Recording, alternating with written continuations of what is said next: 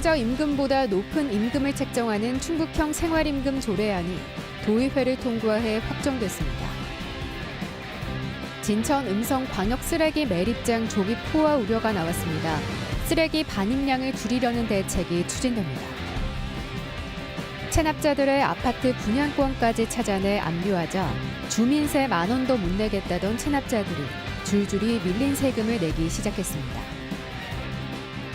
어린이 통학 차량의 사고 복병이 여전합니다. 정기 점검에서조차 불법 실태가 줄줄이 적발됐습니다. 여러분 안녕하십니까? 계속해서 충북 소식입니다. 어제 충북 코로나19 발생 현황부터 알아보겠습니다. 신규 발생 확진 환자는 15명입니다. 지역별로는 청주 7명, 충주 2명, 제천 1명, 단양 4명, 진천 1명이 확진됐습니다. 충북 누적 환자는 3,545명, 충북 누적 사망은 71명입니다.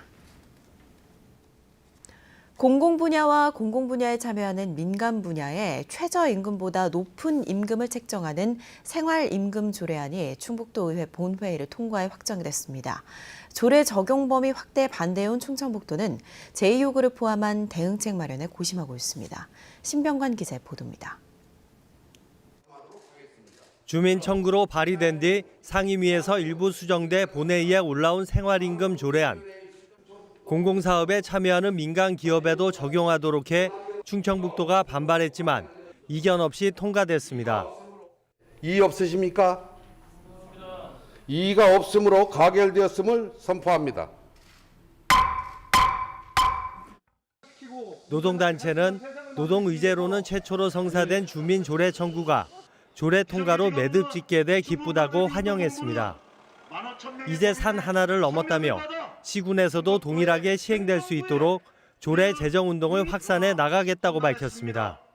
충북도에서 생활임금과 안전한 일터를 만들어 나가는 데 있어서 교두보 역할을 했다고 생각합니다. 충청북도는 도의회 제의를 요구할 가능성을 열어놨습니다.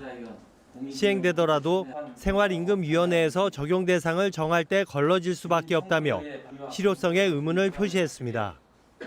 법률에서 허용되는 범위 내에서 정할 거냐, 아니면 다시 제2요구를 할 거냐, 이런 방법이 이제 있겠죠. 충북경제단체협의회는 최저임금 인상 코로나19 등으로 가뜩이나 어렵다는 입장이고, 노동단체는 제2요구가 현실화되면 전면전에 나서겠다고 경고하고 있습니다. 앞서 충청북도는 자치경찰 조례에 대해서도 제의를 요구했지만 도의회가 재논의하겠다고 약속해 철회한 바 있습니다. 최저임금만으로는 한계가 있어 생활임금이 필요하다는 노동단체와 형평성, 실효성을 내세우는 충청북도. 제2요구 여부는 의결된 조례를 도가 송부받는 날로부터 20일 내에 결정됩니다. MBC 뉴스 신병관입니다. 코로나19 방역법 위반으로 충북에서만 100여 명이 사법 처리된 것으로 조사됐습니다. 경찰청에서 국민의힘 박완수 의원에게 제출한 자료를 보면 지난해 2월부터 지난 6일까지 충북에서 감염법 예방법 위반으로 111명이 사법 처리된 것으로 확인됐습니다. 유형별로는 집합금지 위반이 73명으로 가장 많았고 격리조치 위반 25명, 역학조사방해 6명, 기타 7명 등의 순이었습니다. 전국적으로는 6,900여 명이 사법 처리됐고 이 가운데 17명이 구속됐지만 충북에서 구속된 사람은 없었습니다. 환경부가 청주 북이면 소각장 주변 주민들의 건강 영향 조사를 5년 장기 과제로 연장합니다. 환경부는 앞선 1차 조사에서 북이면 주민들의 특정 암 발병 원인을 규명하지 못한 데 따른 후속 조치로 선행조사의 한계점을 보완해 오는 9월부터 5년 동안 장기 조사를 재개하기로 했습니다. 특히 암 잠복기를 고려해 북이면의 소각장 소각 용량이 급증한 2007년부터 10년 기간을 분석해 현재 주민 건강과의 연관성 여부를 조사할 예정입니다. 연장조사에는 국립환경과학원과 청주시, 주민대표와 지역 시민단체가 협의체를 꾸려 공동 참여합니다. 진천 음성군이 공동으로 사용하는 광역 쓰레기 매립장이 10년이 지난 현재 반 가까이 들어섰습니다. 당초 계획보다 5년 이상 빨리 포화가 예상돼 들어오는 쓰레기를 다시 민간 처리업체에 맡겨 처리하는 상황이 벌어지고 있습니다. 허지희 기자입니다. 진천군과 음성군이 지난 2010년부터 공동으로 사용하고 있는 광역 생활 폐기물 매립장입니다. 총 매립량 45만여 세제곱미터 규모로 소각장과 음식물 처리 시설 등을 함께 갖추고 있습니다. 그런데 올해부턴 28억 원을 들여 매립장으로 들어오는 쓰레기를 다시 청주의 민간 소각장으로 반출해 소각 처리하고 있습니다. 조기 포화 우려 때문입니다. 현재보다 매립고를 10m 더 높일 예정으로 이를 적용하면 잔여율은 52%, 절반 수준입니다. 처리량은 혁신도시 입주 전후를 비롯해 지난해는 코로나19로 다시 폭발적으로 늘었습니다. 당초 2035년까지 매립을 목표했지만 이 속도대로라면 2030년 이전에 포화될 것으로 예상됩니다. 다급해진 음성군과 진천군은 각 처리시설의 증설을 추진하고 있습니다.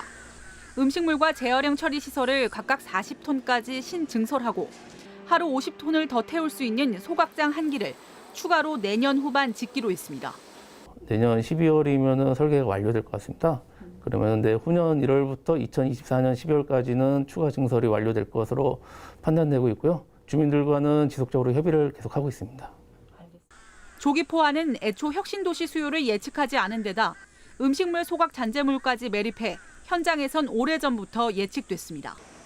특히 진천 음성군민에게 제한적으로 혜택을 주는 개별 처리 단가가 민간보다 5분의 1 저렴한 톤당 3만 원에 불과해 이를 악용하는 사례도 계속 나왔습니다. 여기저기서 지역 주민 명의의 건설 쓰레기가 몰리다 보니 2년 전에서야 톤당 처리 단가를 10만 원으로 조정했습니다. 폐기물 반입 확인서를 하고 있는데 그것만 끊어갖고 오면 누구든지 와서 버릴 수 있는 상황이라서 인테리어 업자들이 생활 폐기물로 빼버리는 거죠. 유독 몰리는 민간 소각장과 외부 폐기물 반입으로 몸살을 앓고 있는 충북. 이젠 내부 처리 한계에도 직면하고 있습니다. MBC 뉴스 허지입니다.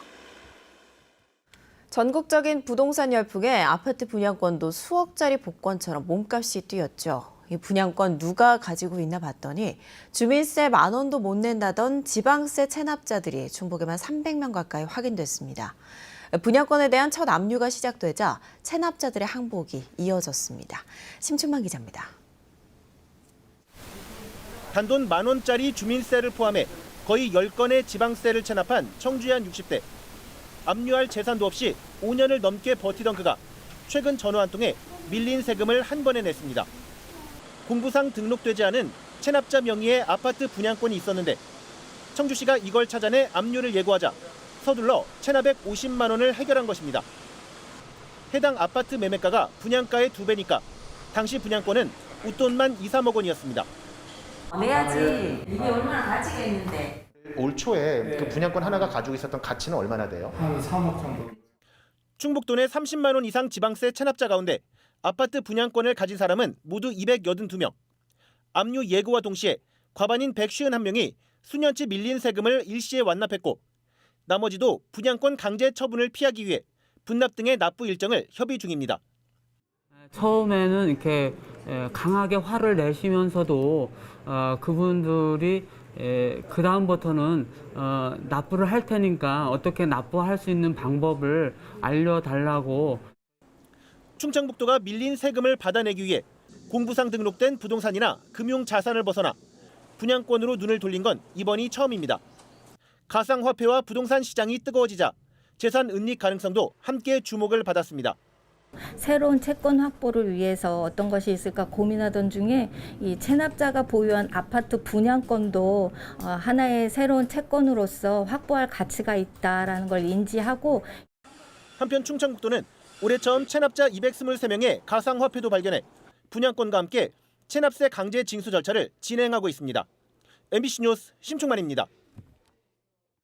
해마다 어린이 통학버스 사고가 반복되면서 새로운 법과 제도가 만들어지곤 하지만 문제는 과연 일상에선 잘 지켜지느냐겠죠. 과연 어린이들이 보호받을 수 있는 장치가 잘 마련돼 있는지 점검 현장에 따라가 보니 안전기준조차 제대로 모르는 경우가 많았습니다. 이채연 기자입니다.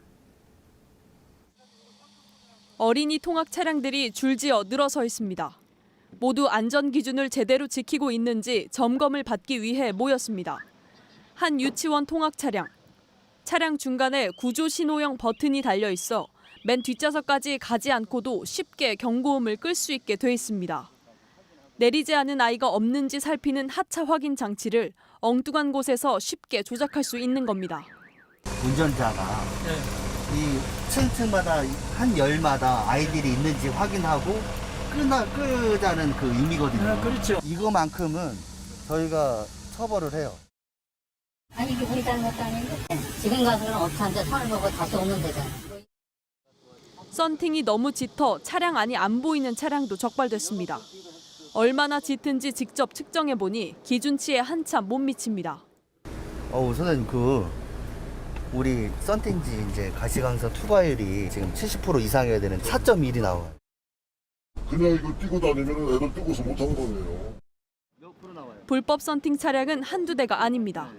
너무 어둡다 보니까 아이들 안에서 이제 구호 요청을 해도 전혀 알 수가 없는 거죠. 탑승 정원을 늘리려고 불법 구조 변경을 했다 적발되자 현장에서 의자를 떼버리기도 했습니다. 차량 소화기 관리도 부실했습니다. 교체 시기가 지난 소화기를 그대로 두거나 심지어 어디에 있는지조차 모르는 경우도 있었습니다. 아니 선생님, 소화기는 저쪽에 있어요. 그러니까 위치를 바로 알아야지. 진짜 얼마 안 돼. 그러시구나. 이게 차에 대해서 잘 지금 모르. 어린이 보호 표지판 규격도 제대로 지키지 않는 등 반나절 동안 점검한 30여 대 중 절반에서 문제가 발견됐습니다. 아직까지도 안전 불가증 상태가 좀 일어난 것 같고 작업 비용만 지불하고 그렇게 많은 어떻게 필요한지를 운영자든 사용자든 그걸 잘 모르시더라고요. 최근 4년 동안 도내에서 발생한 어린이 통학버스 사고는 51건, 다친 사람은 71명입니다. MBC 뉴스 이채연입니다. 문화체육관광부가 충청권 4개 시도의 2027 하계 유니버시아드 대회 공동 유치 계획을 최종 승인했습니다. 충청권 4개 시도는 문체부의 승인남에 따라 유치 신청 도시로서 국비 지원을 받기 위해 기획재정부의 심의 승인 절차를 진행하는 한편 오는 9월 국제대학스포츠연맹에 유치 의향서를 제출할 계획입니다. 충청권 4개 시도는 세계 최초로 4개 지방자치단체가 공동 개최하는 대회로 저비용 고효율 운영을 내세워 유치에 성공하겠다고 밝혔습니다. 유니버시아드 대회는 1959년 이탈리아 토리노에서 첫 대회가 열렸고 국내에서는 2015년 광주에서 열린 바 있습니다. 오는 9월 정상 대면 개최를 예고한 2021 청주 공예 비엔날레가 입장권 사전 예약에 들어갔습니다. 청주 공예 비엔날레 조직위는 개막 50일을 앞두고 입장권 온라인 예약 시스템을 열어 개막 전날인 다음 달 7일까지 입장권 예매를 진행하기로 했습니다. 예매가는 성인 10,000원, 어린이인 4,000원 등으로 현행 판매가보다 각각 2,000원 할인됩니다. 23개국 100명의 작가가 참여해 작품 600여 점을 선보일 올해 공예 비엔날레는 오는 9월 8일부터 10월 17일까지 40일 동안 청주 문화제조창을 중심으로 열립니다.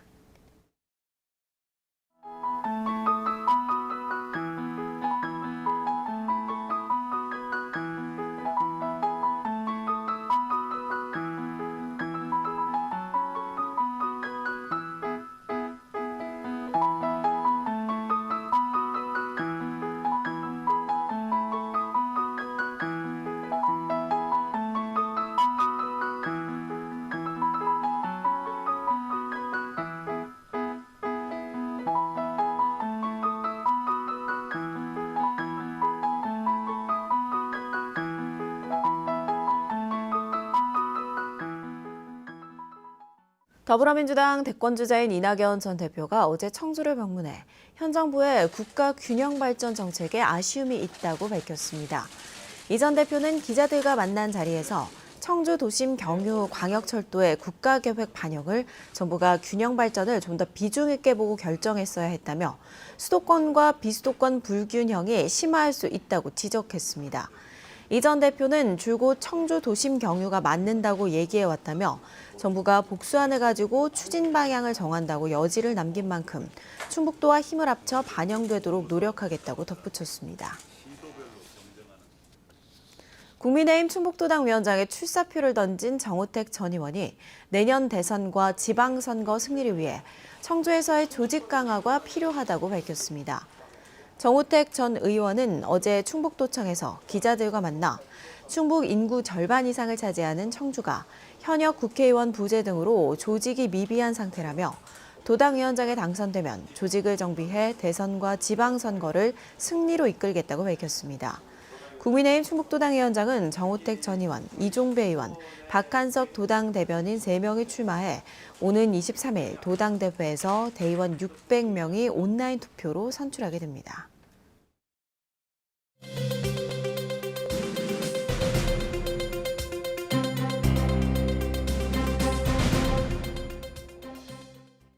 공격적으로 관광시설을 확충해온 단양군이 단양관광관리공단을 단양관광공사로 전환합니다. 단양군의회는 단양군이 제출한 단양관광공사 설립 및 운영 조례안과 출자 30억 원 동의안을 원활 의결했습니다. 단양관광공사는 수익을 발굴하고 전문 경영할 수 있는 사장 본부장 체제 5개 팀으로 구성돼 내년 상반기에 출범할 예정입니다. 2009년 충북의 첫 관광 전문 공기업으로 출범한 단양관광관리공단은 도담, 삼봉 등 13개 관광시설을 운영 관리하고 있습니다. 증평 독서관 김득신 문학관이 그림책의 위대한 발견을 주제로 어제부터 다음 달 22일까지 기획 전시회를 엽니다. 이번 전시회에는 미국 최초 그림책 전문 미술관인 에리칼 그림책 미술관에서 특별 수집한 현대 그림책이 공개됩니다. 20세기 초반 그림책의 황금기를 연 거장들의 작품부터 21세기 새로운 영역을 개척하고 있는 작가들까지 그림책 100년사가 담긴 작품들이 소개됩니다. 뉴스데이 충북 소식 마칩니다. 고맙습니다.